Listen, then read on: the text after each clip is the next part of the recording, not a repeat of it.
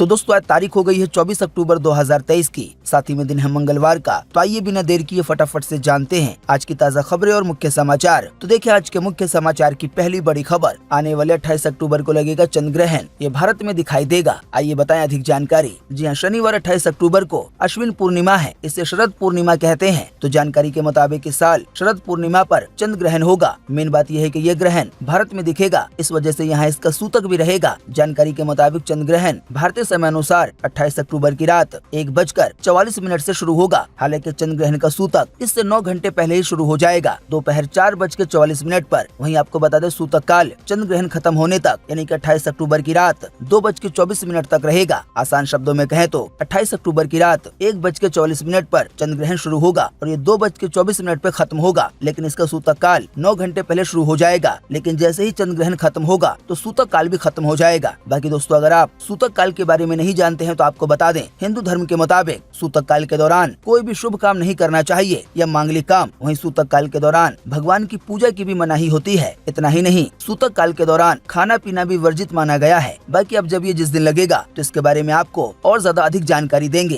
कि आप क्या करें क्या न करें। देखिए अगली खबर, बिहार में दुर्गा पंडाल में मची भगदड़, 3 लोगों की गई जान, 20 लोग हुए घायल। जी हाँ, बिहार के गोपालगंज में बीते सोमवार रात दुर्गा पंडाल में भगदड़ मचने से 3 लोगों की जान चली गई है। जान गंवाने वालों में 2 बुजुर्ग महिलाएं और एक 5 साल का बच्चा शामिल है। इस भगदड़ में 20 से ज्यादा लोग घायल हुए हैं। इसमें 7 से 8 लोगों की हालत काफी गंभीर बनी हुई है। इनको पटना के लिए रेफर कर दिया गया है, यानी कि जान गंवाने वालों का आंकड़ा बढ़ भी सकता है। देखिए अगली खबर, नोएडा समेत कई जगह सस्ता हुआ पेट्रोल डीजल, हालांकि कई जगहों पर महंगा भी हुआ है। जी अंतर्राष्ट्रीय बाजार में कच्चे तेल की कीमतें सपाट दिख रही है, यानी कि इसमें अभी न तो कोई बदलाव हो रहा है बढ़ोतरी को लेकर, न ही कटौती को लेकर। हालांकि ताज़ा जानकारी के मुताबिक जम्मू कश्मीर में पेट्रोल 85 पैसे और डीजल 71 पैसे महंगा हुआ है। वहीं हिमाचल प्रदेश में पेट्रोल 28 पैसे और डीजल 27 पैसे महंगा हुआ है। ऐसे ही मध्य प्रदेश, उड़ीसा, राजस्थान और बिहार में भी पेट्रोल डीजल के दामों में यह हल्की सी तेजी देखने को मिली है। हालांकि वहीं दूसरी ओर छत्तीसगढ़ में पेट्रोल 50 पैसे सस्ता हुआ है, वहीं डीजल 49 पैसे सस्ता हुआ है। बाकी आप अपनी स्क्रीन पर देश के कुछ मेन शहरों के पेट्रोल डीजल के ताज़ा भाव देख सकते हैं। देखिए अगली खबर, हमास ने 2 महिला बंधकों को रिहा किया। जी हाँ, इजराइल और हमास की जंग का आज 18वां दिन है। फिलिस्तीन के गाजा के बाद अब लेबनान पर भी इजराइल के हमले तेज होते जा रहे हैं। वहीं न्यूयॉर्क टाइम्स से बातचीत में एक यूएन अफसर ने कहा है कि अब तक 20,000 लोग बॉर्डर एरिया से दूसरे इलाके में शिफ्ट हो चुके हैं लेबनान में, और ये सिलसिला तेजी से बढ़ रहा है। आसान शब्दों में कहें तो अब गजा के बाद लेबनान में भी 20,000 लोग बेघर हो गए हैं। बात यह है कि अभी हाल ही में लेबनान में जो संगठन है हिजबुल्लाह, उसने हमास के समर्थन में इजराइल पे हमले करने शुरू कर दिए थे। तो इसी के जवाब में इजराइल ने भी यहाँ पर हवाई हमले तेज कर दिए हैं। ऐसे में फलस्तीन के गाजा के बाद लेबनान की आम जनता पर भी मुसीबतों का पहाड़ टूट पड़ा है। इसी बीच जानकारी सामने आई है कि हमास ने 2 महिला बंधकों को रिहा किया है। इन्हें गजा में बंदी बना के रखा गया था। वहीं एक और जानकारी के मुताबिक भारत और जापान ने गजा के लोगों के लिए अभी हाल ही में जो राहत सामग्री भेजी थी, खाना पीना, दवा वगैरह, तो बीते सोमवार को गजा में पहुंच गई। इसे एक स्कूल में रखा गया है, जल्दी से लोगों को बांटा जाएगा। हालांकि अभी भी कई ट्रक जिनमें जापान का और भारत द्वारा भेजा गया सामान है वो राफा बॉर्डर पे मौजूद है। गाजा में मौजूद एक व्यक्ति ने बताया है कि राफा बॉर्डर पर अभी भी 20 ट्रक मौजूद हैं, जिनमें खाना पानी, दवा वगैरह है। अब तक केवल इजराइल की ओर से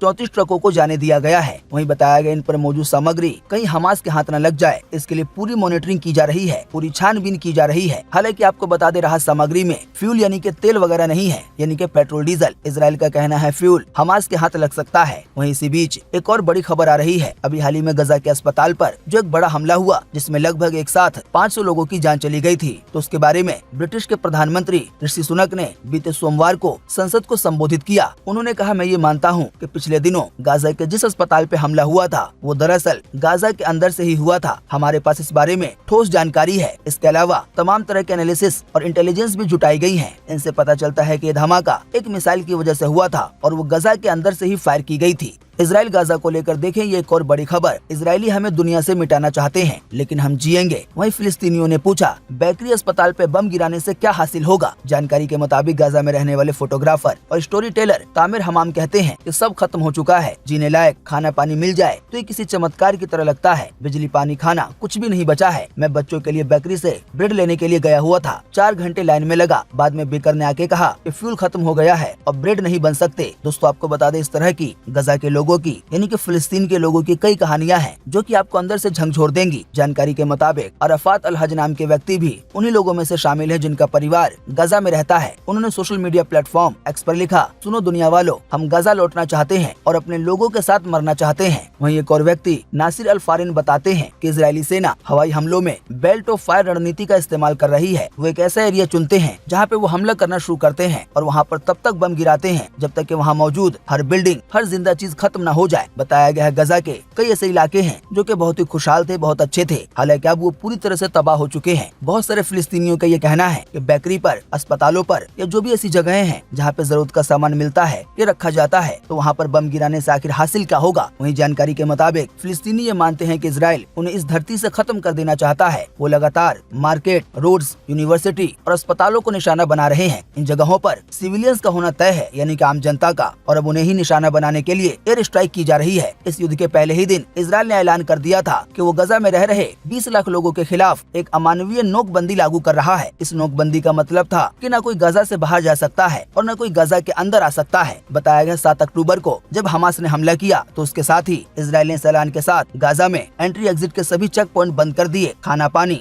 बिजली वगैरह सब कुछ बंद कर दिया। हालांकि बताया गया गाजा के लिए ऐसी नोकबंदी, ऐसी पाबंदी कोई नई नहीं थी। 2006 में जब से यहाँ हमास ने चुनाव जीत लिया तब से ही इजराइल ने गाजा के खिलाफ नोकबंदी लागू की हुई है। नासिर आगे कहते हैं कि पहले की नोकबंदी में मुश्किलें थी लेकिन फिलिस्तीनी जी रहे थे, लेकिन इस युद्ध ने गाजा के लोगों के जिंदा रह पाने की हर कोशिश को अब असंभव बना दिया है, नामुमकिन बना दिया है, यानी कि परेशानी कई गुना बढ़ गई है। हालांकि वहीं गाजा के जो तामेर हैं उनका मानना है कि हमास द्वारा जो हमला किया गया वो सही था, क्योंकि नोकबंदी की वजह से उन्हें गरीबी, मुफलिसी में जीने के लिए मजबूर किया जा रहा था। ऐसे में उनकी तरफ से खुद की सुरक्षा के लिए इजराइल पे हिंसक हमले होना जायज है। दोस्तों, कुल मिलाकर आसान शब्दों में कहें तो पहले हमास ने जो हमला किया उसमें आम जनता की जान ली। जाहिर बात है इसको पूरी दुनिया ने या जो भी अच्छे व्यक्ति हैं उन लोगों ने गलत कहा, लेकिन अब इजराइल भी इसी तरह के काम कर रहा है। वो बेकरी पर, अस्पताल पर, खाने पीने की चीजों पर, रोड पर जहाँ की आम पब्लिक है वहाँ पे बम गिरा रहा है। जाहिर बात है ठीक हमास की तरह इन सब चीजों को भी जस्टिफाई नहीं किया जा सकता कि इजराइल हमास से बदला लेने के लिए कहीं पर भी बम गिराए। ये बिल्कुल ही गलत है। आम जनता की जान किसी भी कीमत पे नहीं जानी चाहिए। हम सब जानते हैं और ये सुनते रहते हैं कि अमेरिका या इजराइल की जो तकनीक है वो काफी एडवांस है। तो जब ऐसी ही बात है तो इजराइल को कुछ ऐसा तरीका अपनाना चाहिए कि केवल दोषी लोगों पे कार्रवाई हो, उन्हीं लोगों की जान जाए, या वही लोग हताहत हो या घायल हो। आम जनता, बच्चे, औरतें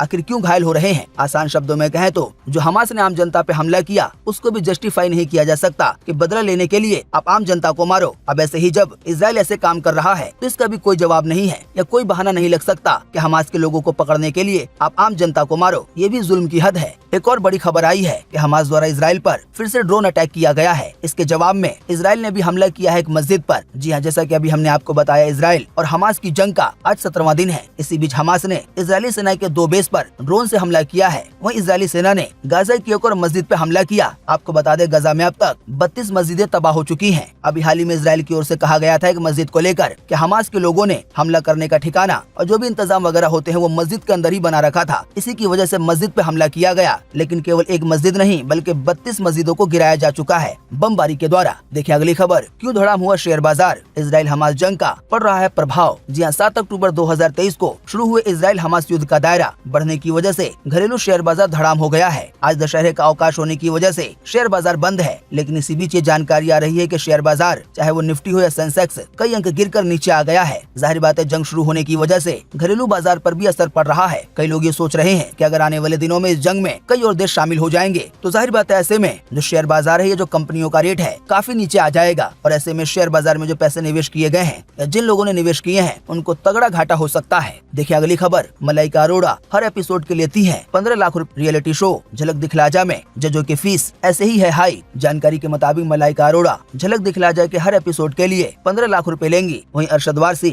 जो कि सीजन में जज रहेंगे इंडियाज गॉट टैलेंट में, तो अरशद वारसी हर एपिसोड के लिए 8 लाख रुपए लेंगे। वहीं फरहा खान 5 लाख रुपए प्रति एपिसोड चार्ज कर रही हैं। देखिए अगली खबर, रेल कर्मियों को दिवाली का बड़ा तोहफा मिला, रेलवे बोर्ड ने महंगाई भत्ता 4% बढ़ाया। देखिए अगली खबर, दिल्ली नोएडा की हवा हुई खतरनाक, राजधानी का AQI 306 पर पहुंचा, जो बेहद ही खतरनाक माना जाता है। जी हाँ, ठंड शुरू होने से पहले दिल्ली नोएडा में हवा खतरनाक होने लगी है। System of air quality and weather forecasting and research यानी कि सफर के मुताबिक सोमवार सुबह बीते रोज दिल्ली में AQI यानी कि वायु गुणवत्ता सूचकांक 306 दर्ज किया गया। एयर क्वालिटी इंडेक्स में इसे इंसानों के लिए बहुत ही खराब माना जाता है। ये बहुत ज्यादा खतरनाक होता है, इतना ज्यादा AQI। लेकिन दिल्ली की हवा हर बार की तरह फिर से खतरनाक लेवल पे पहुंच गई है। आपको बता दें, एक्सपर्ट बताते हैं कि जब भी हवा इतनी ज्यादा दूषित हो जाती है, भयंकर हो जाती है, खतरनाक हो जाती है, तो जो भी गंभीर बीमारी के मरीज हैं या जिन लोगों को दिल की बीमारी है, तो उन लोगों को काफी परेशानी होती है, खास करके सांस लेने में परेशानी होती है। देखिए अगली खबर। सेना के जवानों के साथ आज दशहरा मनाएंगे रक्षा मंत्री। तवांग बॉर्डर पर शस्त्र पूजा करेंगे। LAC की जमीनी हकीकत का जायजा भी लेंगे। जी हाँ, देश के रक्षा मंत्री राजनाथ सिंह 2 दिन के असम और अरुणाचल प्रदेश के दौरे पर हैं। इसी बीच रक्षा मंत्री आज के दशहरा त्योहार सेना के जवानों के साथ मनाएंगे। देखिए अगली खबर। बंगाल की खाड़ी में उठा चक्रवाती तूफान हामून। कोस्टल एरिया से लोगों को हटाने का आदेश दिया गया है, क्योंकि चक्रवाती तूफान बढ़ के भारत की ओर आ गया है। जी हाँ, बंगाल की खाड़ी में बना डिप्रेशन यानी कि गहरा दबाव का क्षेत्र बीते सोमवार शाम को चक्रवात में बदल गया, यानी कि चक्रवाती तूफान में। भारत मौसम विज्ञान विभाग ने कहा है कि चक्रवात का भारत पर कोई बड़ा असर नहीं होगा। हालांकि उड़ीसा और पश्चिम बंगाल के तटीय इलाकों में चक्रवात के असर से बारिश होगी और तेज हवाएं चलेंगी। देखिए अगली खबर। पाकिस्तान में हिंदू रेप पीड़िता महिला को धमकाया गया। पीड़िता बोली महिला SHO ने जान से मारने की धमकी दी है, उन्हें गलत बयान देने के लिए मजबूर किया। जी हाँ, पाकिस्तान में हिंदू परिवारों पर अत्याचार जारी है। हिंदू परिवारों की लड़कियों को अगवा कर या धर्म परिवर्तन करवाया जा रहा है या उनके साथ बलात्कार करके उन्हें अकेला छोड़ा जा रहा है। अब तो पाकिस्तान की पुलिस भी हिंदू परिवारों को इंसाफ दिलाने से पीछे हट रही है। उल्टा पुलिस द्वारा पीड़ितों को धमकाया जा रहा है, यानी कि जिनके साथ रेप की वारदात हुई है या ऐसी कोई वारदात हुई है। फिलहाल ये ताज़ा घटना पाकिस्तान के सिंध में मीरापुखास से सामने आई है। रेप की शिकार हिंदू लड़की ने चौंकाने वाला खुलासा किया है। उसका कहना है कि कुछ समय पहले मेरे साथ मुस्लिम लड़के ने रेप किया था, जिसमें उसका साथ एक महिला ने भी दिया था।